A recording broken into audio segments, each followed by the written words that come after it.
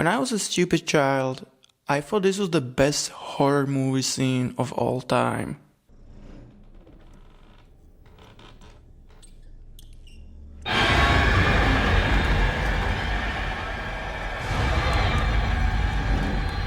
Now that I'm a stupid adult and have a slightly better taste, I can tell you that the Amityville Horror is not a good film. And it has Ryan Reynolds, which is really unfortunate.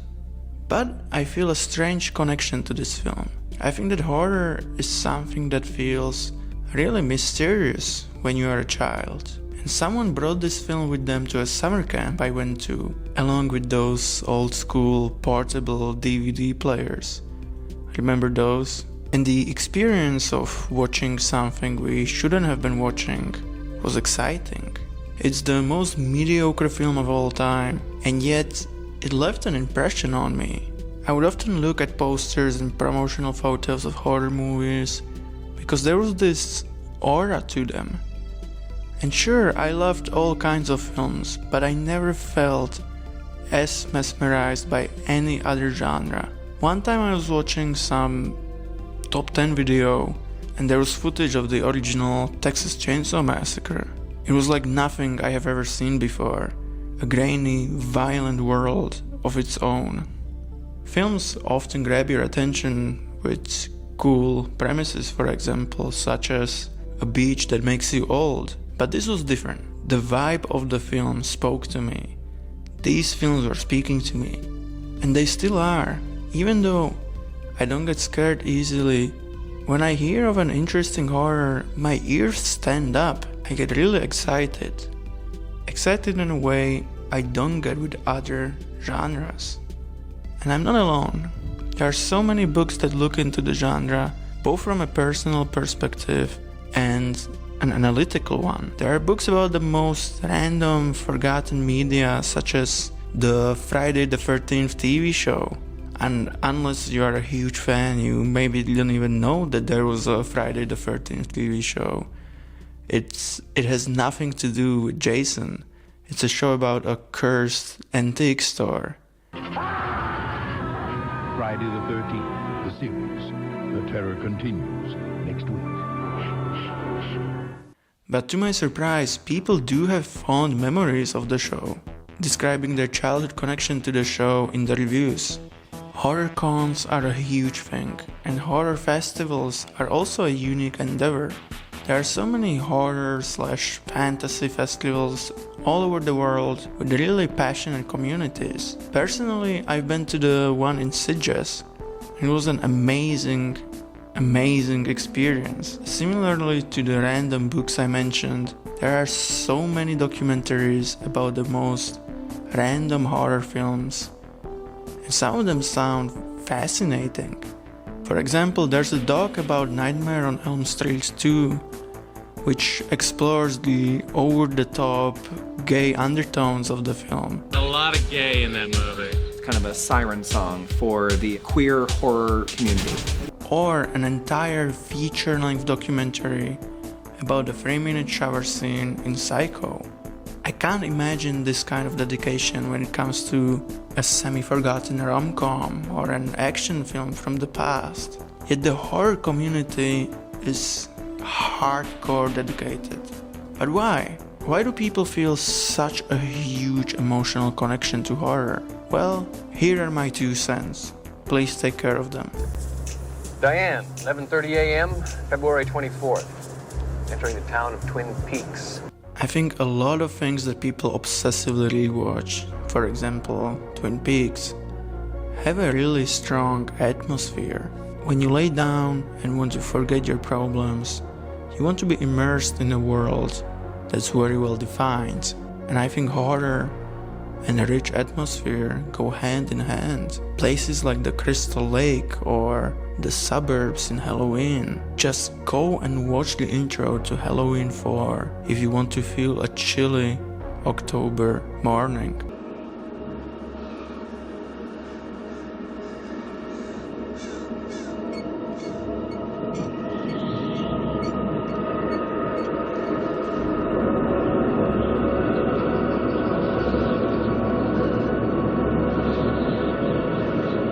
Overlook Hotel is not just iconic for horror, it's iconic, period. The OG Texas Chainsaw, which is super low budget, feels like it was filmed on its own violent planet. There's this amazing detail which I somehow missed for years, but the events of the film are set up with astrology. The condition of retrogradation is contrary or inharmonious to the regular direction of actual movement in the zodiac, and is in that respect evil. Saturn is in retrograde, which means something really, really bad is about to happen. And this detail adds so much to the film. These are not just people who happen to encounter a family of psychos. They're doomed by the universe. It's cosmic horror. Similarly, in Friday the 13th, the urban legend about the boy who drowned and came back to life for revenge sets up a cool-ass plot twist in the first film. 5 years. 5 long years he's been dormant. And he's hungry. Jason's out there. But it also adds something to the atmosphere of the films. It crafts a paranoia, a doubt. Could it really be that there is a soul that came back from the dead and is now hiding in the woods? And those are just American examples.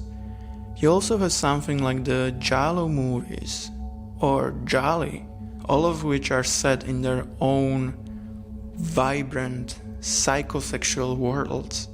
You have Tenebrae, which is set in Rome, but it's not quite the real Rome. The locations chosen for the film make it feel almost futuristic. Blood and Black Lace is set in a beautiful Scooby-Doo-esque world. Don't Torture a Duckling makes a great use of southern Italy, creating a huge contrast between a modern world and the old one. Phenomena creates its own world out of the Swiss Alps, and while not technically a Giallo film, Suspiria is set in a brutal, creepy, phantasmagoric Germany, which is actually what Germany is like. People don't know this, but Suspiria is actually not stylized at all. They just went to Germany and filmed there. Sure, all movies create a world of their own to a certain extent. But watch horror from all over the world, and you will see how creative a setting can be, even with small budgets. I wondered what other people would think about the question of this video, and it turns out that there's a thread on r/horror, and a lot of the comments say something similar. Horror serves as a way to release your emotions. You can channel your own very real anxieties into the shocking things you see on screen.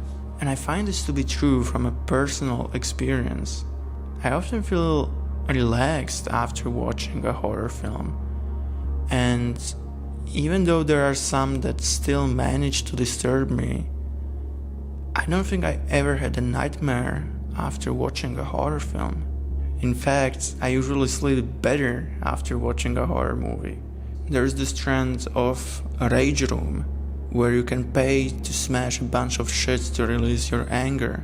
And in a smaller way, you can do this when watching something scary. It's fear in a controlled environment. In the American masterpiece Freddy Got Fingered, there's this odd moment.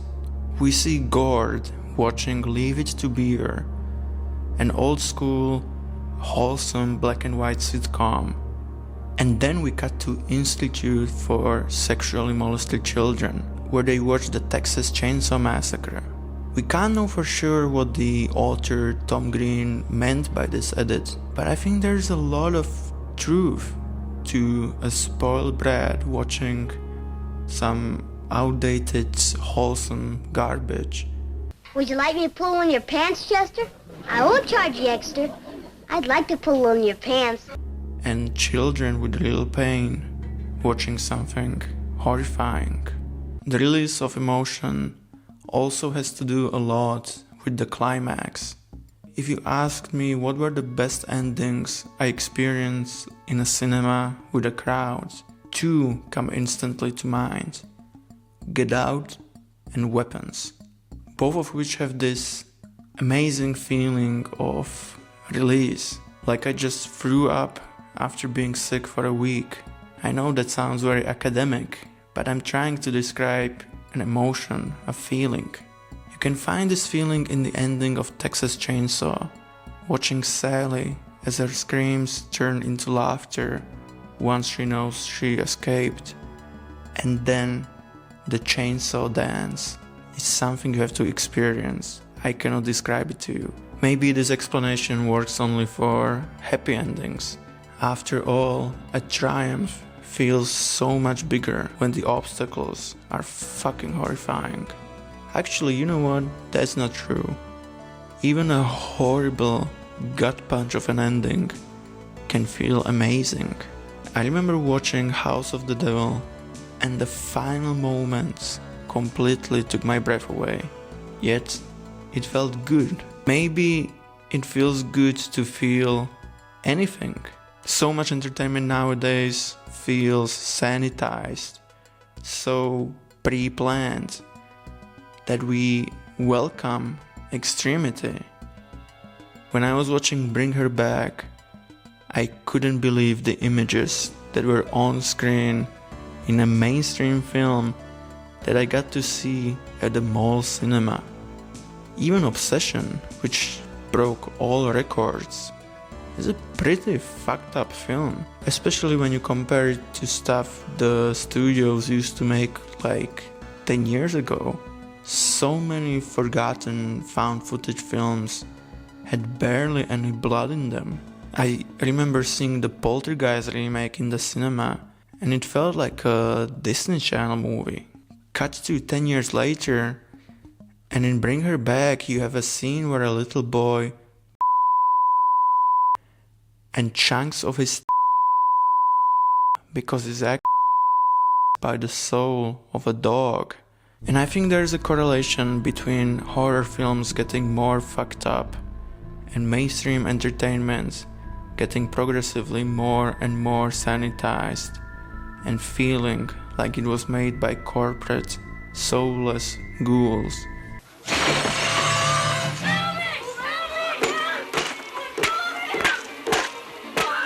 I think that even to this day, there's a strange hypocrisy when it comes to horror. Most people love to go and see a horror film, but if you are too much into horror films, you can be seen as a weirdo.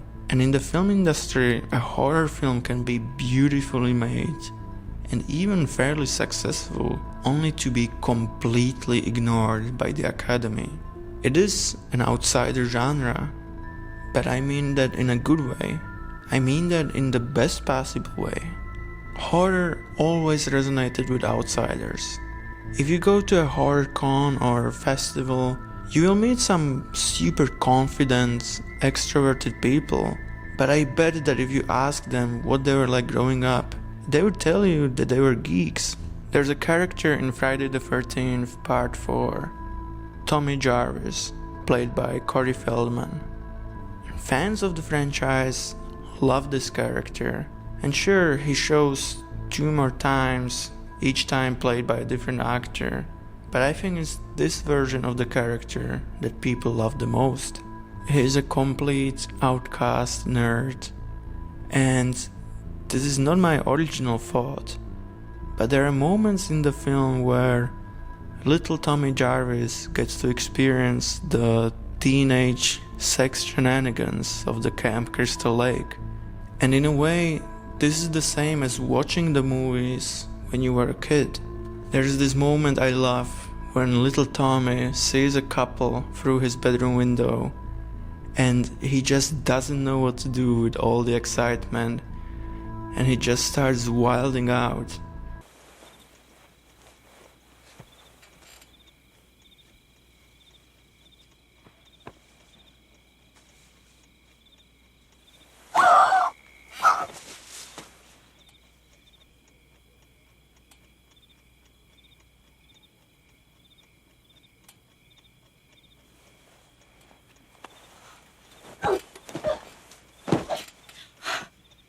Hashtag literally me.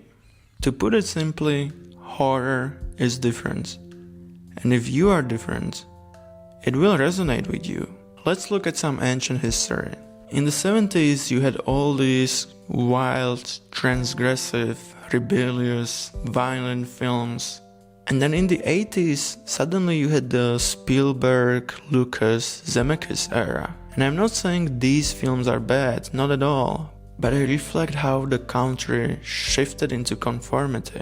I mean, I love all the Indiana Joneses and the Spielberg movies of the 80s, but people were not getting the Midnight Cowboy anymore. That's why horror in the 80s was kind of a sanctuary of all things different. If you watch Hellraiser, it feels incomparable to anything that's been made before.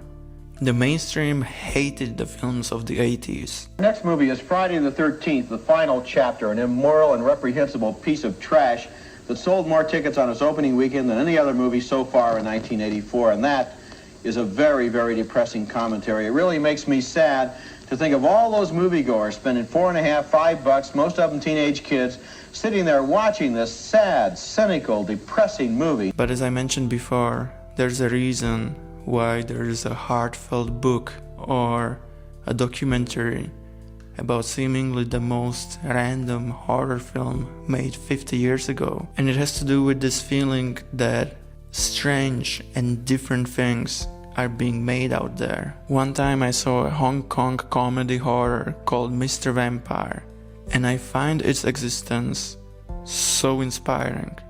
Knowing that there are people who loved horror, comedy and vampires in the 1980s Hong Kong feels beautiful to me. And I don't think that a film of a different genre would excite me this much. It's very difficult for me to be objective about my thoughts. I have no idea if the ideas I shared today meant something for you or if they were just pretentious gobbledygook, so please tell me. Or, even better, share your own thoughts about why there is no other film community as dedicated as the horror community, and why horror films resonate so deeply with us. Thank you, and see you next time.